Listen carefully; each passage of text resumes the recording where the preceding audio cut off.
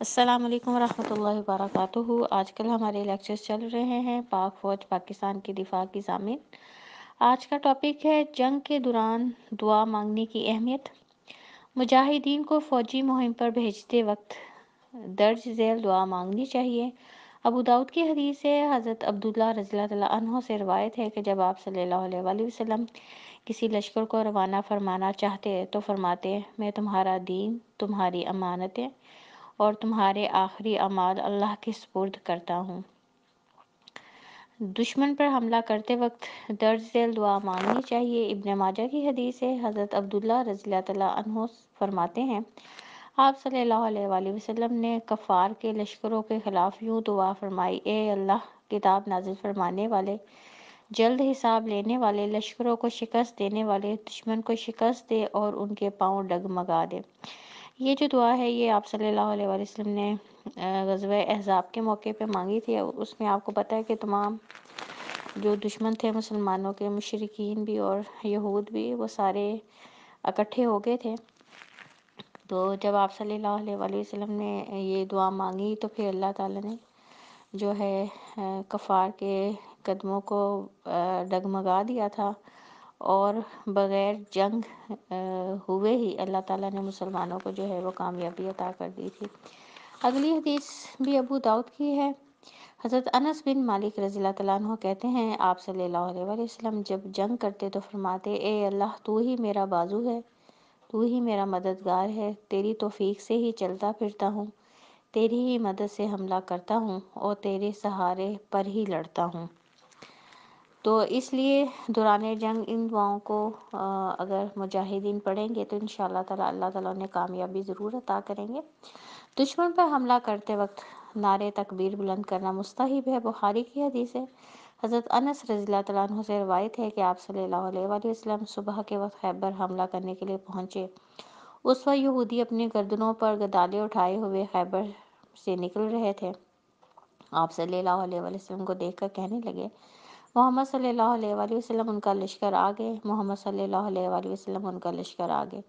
چنانچہ بھاگ کر قلعہ بند ہو گئے۔ آپ صلی اللہ علیہ وآلہ وسلم نے اپنے دونوں ہاتھ اٹھائے اور فرمایا، اللہ اکبر، خیبر تباہ ہوا۔ جب ہم کسی قوم کی بستی پر دھاوا بولتے ہیں تو جنگ کے لیے خبردار کی گئی اس قوم کی صبح بڑی منحوس ہوتی ہے۔ تو اس حدیث سے پتہ چلتا ہے کہ جس وقت دشمن پہ حملہ کیا جائے تو اس وقت اللہ اکبر جو ہے وہ کثرت سے بلند آواز سے کہنا چاہیے۔ دوران جنگ مجاہدین دشمن کے گھیرے میں آ جائیں تو درج ذیل دعا جو ہے وہ مانگنی چاہیے۔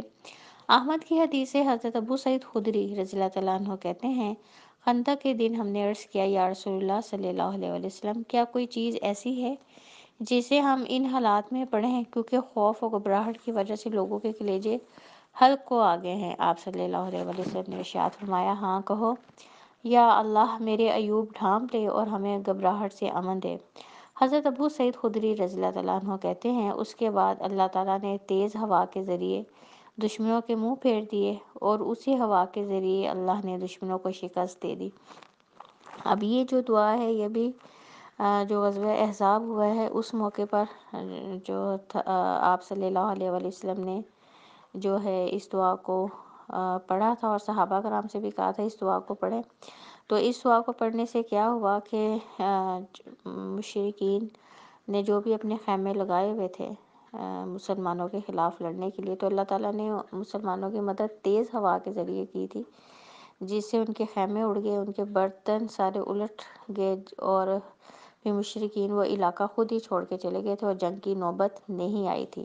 تو اس لیے یہ دعا جو ہے یہ بھی دوران جنگ جو ہے کثرت سے پڑھنی چاہیے، کیونکہ آپ کو پتہ ہے دعا تقدیر بدل دیتی ہے، دعا ہی انسان کی مدد کرتی ہے اور دعا ہی انسان کی مشکل کو آسانی میں بدلتی ہے۔ مد مقابل دشمن زیادہ طاقتور ہو تو یہ دعا مانگنی چاہیے۔ ابو داؤد کی حدیث سے حضرت ابو موسیٰ رضی اللہ تعالیٰ عنہ سے روایت ہے کہ آپ صلی اللہ علیہ وآلہ وسلم جب کسی آدمی یا کسی قوم سے خوف محسوس کرتے تو فرماتے، یا اللہ، ہم کفار کے مقابلے میں تجھے آگے کرتے ہیں اور ان کے شر سے تیری پناہ مانگتے ہیں۔ تو اگر کسی بھی انسان کو کسی انسان کا خوف ہو، یا جو ہے مشرکین کا خوف ہو، کہ وہ مسلمانوں کو نقصان پہنچائیں گے، تو اس دعا کو یقین کامل سے پڑھنا چاہیے۔ تو اس دعا کو پڑھنے سے انشاءاللہ تعالیٰ اللہ تعالیٰ جو بھی دشمن ہوگا اس کے مقابلے میں جو ہے دوسرے مسلمان مومن کی مدد ضرور کرے گا۔ کیونکہ اگر آپ اس دعا کے ترجمے پہ غور کریں تو اس میں انسان کے اللہ سے کہہ رہا ہے کہ یا اللہ ہم کفار کے مقابلے میں تجھے آگے کرتے ہیں، چاہے وہ کفار ہوں یا آپ کے دشمن ہوں، اور ان کے شر سے تیری پناہ مانگتے ہیں۔ تو شر کیا ہوتا ہے؟ جو انسان کسی کو نقصان پہنچانے کا ارادہ کرتا ہے یا کوشش کرتا ہے۔ تو اس دعا کو پڑھنے سے بھی انشاءاللہ تعالیٰ اللہ تعالیٰ انسان کو تمام اس کے دشمنوں سے جو ہے محفوظ رکھے گا۔ دشمن کے غلبے سے پناہ مانگنی چاہیے، دعا مانگنی چاہیے، نیز بزدلی سے بھی پناہ مانگنی چاہیے۔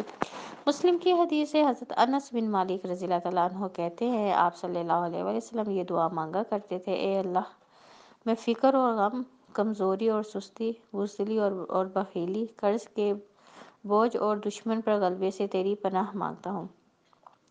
اب اس دعا میں انسان اللہ تعالیٰ سے جو ہے 8 چیزوں کا سوال کرتا ہے۔ تو اینڈ میں جو اس دعا کے الفاظ ہیں کہ میں دشمن پر غلبے سے تیری پناہ مانگتا ہوں، تو اس لیے دشمنوں کے غلبے سے بچنے کے لیے، ان کے شر سے بچنے کے لیے بھی اس دعا کو جو ہے کثرت سے پڑھنا چاہیے۔ کافروں کے حملے کی وجہ سے مجاہدین کی نماز ضائع ہو جائے تو کافروں کے لیے یوں بددعا کرنی چاہیے۔ بخاری کی حدیث سے حضرت علی رضی اللہ تعالیٰ عنہ کہتے ہیں کہ غزوہ احزاب کے روز آپ صلی اللہ علیہ وآلہ وسلم نے مشرکین کے لیے یوں بددعا فرمائی: اے اللہ ان کے گھر اور قبر میں آگ اے اللہ ان کے گھر اور قبریں آگ سے بھر دے۔ انہوں نے ہمیں درمیانی نماز یعنی نماز عصر نہ پڑھنے دی یہاں تک کہ سورج غروب ہو گیا۔ دوران جنگ مسلمانوں کو اپنی نمازوں میں کفار اور مشرکین کے لیے یہ دعا مانگنی چاہیے۔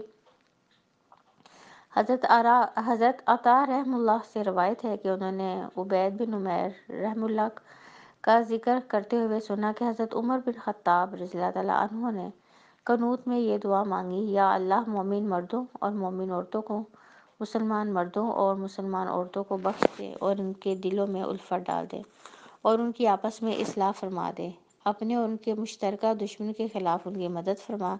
اے اللہ اہل ایمان میں سے ان کافروں پر اپنی لعنت فرما جو تیرے رسولوں کو جھٹلاتے ہیں، تیرے دوستوں سے جنگ کرتے ہیں۔ اے اللہ ان کے معاملات میں اختلاف ڈال دے، ان کے قدم ڈگمگا دے اور ان پر ایسا عذاب نازل فرما جسے تو مجرم لوگوں سے پھیرتا نہیں۔ تو اس لیے یہ جو دعا ہے یہ بھی جو ہے مسلمان ان کافروں کے لیے پڑھ سکتے ہیں جو ناحق مسلمانوں کو تکلیفیں دیتے ہیں، ہر وقت ان کو جو ہے نقصان پہنچانے کی تدبیریں کرتے رہتے ہیں۔ تو اس دعا کہ اگر آپ الفاظ پہ غور کریں تو دیکھیں کتنی یہ جامع دعا جو ہے ہمیں بتائی گئی ہے۔ تو اب یہ جو کچھ دعائیں ہیں یہ ہمارے جتنے بھی فورسز کے لوگ ہیں، ہمارے جتنے بھی جوان ہیں، ان کو ان دعاؤں کو ضرور جو ہے یاد کرنا چاہیے، اور دعا کا ترجمہ بھی یاد کرنا بہت ضروری ہے، کیونکہ انسان کی وہی دعا زیادہ اثر رکھتی ہے جس کا ترجمہ بھی انسان کو پتہ ہو۔ انسان کو یہ تو معلوم ہوگا نا کہ وہ اللہ سے سوال کیا کر رہا ہے، اللہ تعالیٰ سے کہہ کیا رہا ہے۔